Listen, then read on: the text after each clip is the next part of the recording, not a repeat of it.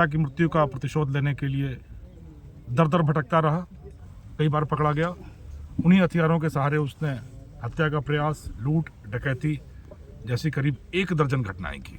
यह कहानी है एक ऐसे अपराधी की जो पिता की मृत्यु का बदला लेने के लिए, जिसके दिल में प्रतिशोध की आग जलती रही और धीरे धीरे उस आग ने उसके पूरे जीवन को ले लिया।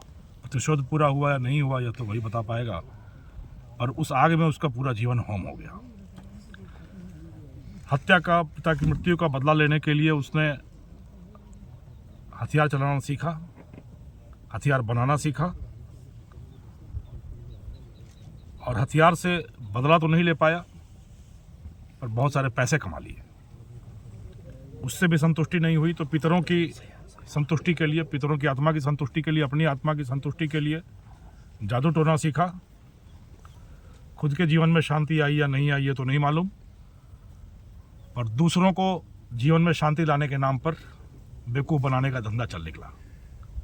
यह कहानी है, जी हाँ, यह कहानी है भीमदान उर्फ भीमदान पुत्र श्री मोहनदान की, जो बीकानेर के देशनोक इलाके का रहने वाला है। जैसा मैंने आपको भूमिका में बताया कि पिता की मृत्यु का प्रतिशोध लेने के लिए दर दर भटकता रहा। मध्य प्रदेश के अमरावती इलाके में फर्नीचर का काम करने गया। वहाँ उसने तथाकथित चाचा से हथियार बनाना सीखा, और वो हथियार बनाने की कला लेकर वो इस इलाके में आया और चूरू, नागौर, जोधपुर, बीकानेर, इस पूरे इलाकों में हथियारों के सप्लाई के, हथियारों की आपूर्ति के सरगना के रूप में खुद को स्थापित किया। और अनगिनत हथियार, चाहे वो 12 बोर के हों, 315 बोर के हों, 32 बोर के हों, अनगिनत हथियार मार्केट में आपूर्ति की उसने। कई बार पकड़ा गया। उन्हीं हथियारों के सहारे उसने हत्या का प्रयास, लूट, डकैती जैसी करीब 1 दर्जन घटनाएं की। 1 दर्जन घटनाएं करके आखिरी घटना जो संज्ञान में आई वह घटना थी रामदेवड़ा, जैसलमेर के रामदेवड़ा में करीब 2 लाख रुपए की लूट की गई उन हथियारों के सहारे। और उसके बाद उसको लगा कि अब मेरे पुराने मुकदमे और यह मुकदमे, हमारी ज़िंदगी पूरी अब जेल में कट जाएगी।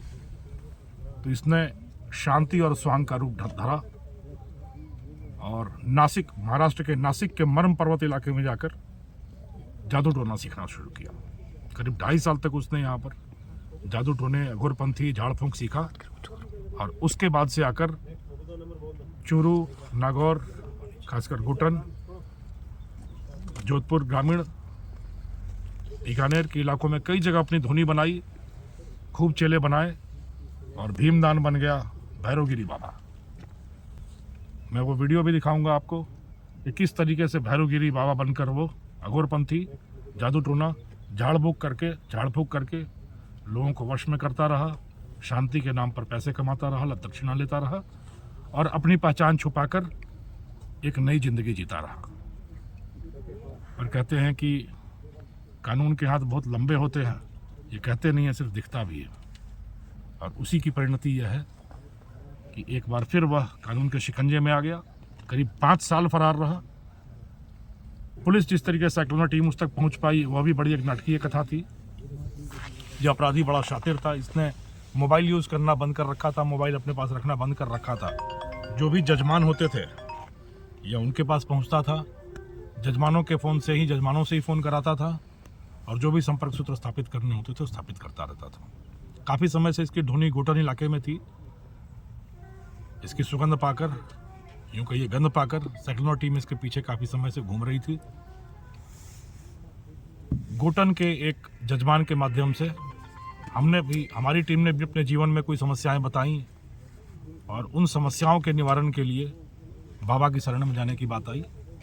तो बड़े गुप्त रूप से वह जजमान खारिया खंगार का इलाका जो है जोधपुर और नागौर के बॉर्डर का, वहाँ तक बाबा के ठिकाने तक हम लोगों को ले गया और बिल्कुल साधु वेश में बाबा यंत्र मंत्र तंत्र जंत्र सब लेकर अपने पास बैठे हुए थे। इसके पहले कि वो अपनी कला हम पर दिखाते, साइक्लोना टीम ने अपनी कला उन पर लागू कर दी और वो पुलिस के शिकंजे में आ गए। आगे का जादू टोना अब कानून करेगा उनके ऊपर। और मैं उम्मीद करता हूँ कि जो जीवन में जो शांति की तलाश कर रहे थे वह शांति उनको मिलेगी और जो बाकियों की ज़िंदगी में शांति का उन्होंने वशीकरण का मंत्र चला रखा था, उनकी गिरफ्तारी मात्र से कई सारे लोगों को जो उनसे पीड़ित हैं उनको शांति मिलेगी।